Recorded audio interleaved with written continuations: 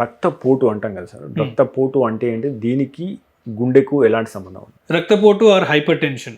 Hyper tension అంటే నార్మల్గా గుండెలో రక్త సరఫరా జరుగుతుంటుంది, ప్రెషర్ లేనిదే రక్త ప్రవాహం జరగదు. సో గుండెలో ఆ రక్తనాళాల్లో కొంచెం ప్రెషర్ ఉండాలి. ఆ ప్రెషర్ ఉంటేనే బ్లడ్ ఫ్లో అవుతుంది. అది అధికంగా ఉంటే అప్పుడు ఆ అధికంగా ప్రెషర్ పెరిగినప్పుడు బ్లడ్ వెజల్స్ మీద స్ట్రెస్ పడుతుంది. ప్రతి బ్లడ్ వెజల్స్ మీద పడుతుంది. ఆ బ్లడ్ వెజల్ డ్యామేజ్ అయినప్పుడు ఆ పర్టికులర్ ఆర్గన్ మీద ఎఫెక్ట్ అయ్యే అవకాశం ఉంటుంది.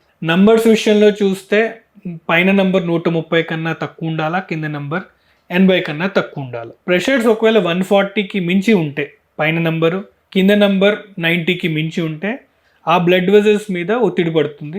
లాంగ్ టర్మ్లో అదే ఒత్తిడి కంటిన్యూ అవుతే ఆ బ్లడ్ వెజల్స్ డ్యామేజ్ అయ్యి ఆ పర్టికులర్ ఆర్గన్స్కి రక్త సరఫరా జరగదు. మీరు తీసుకునే అదే మందులు, అదే నాణ్యమైన మందులు మెడ్ ప్లస్ బ్రాండ్స్ పై సగం ధరకే.